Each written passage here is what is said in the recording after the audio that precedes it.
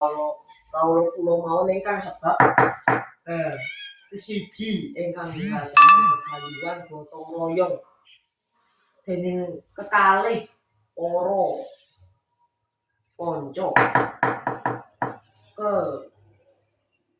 kekalih ingkang saged nyawiji dening ingkang ngewangi setunggal-setunggal menika.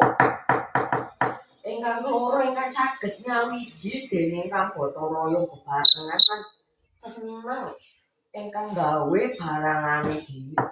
Ngono inggih. Nanging dibantu karo para Pandhawa apa bisa?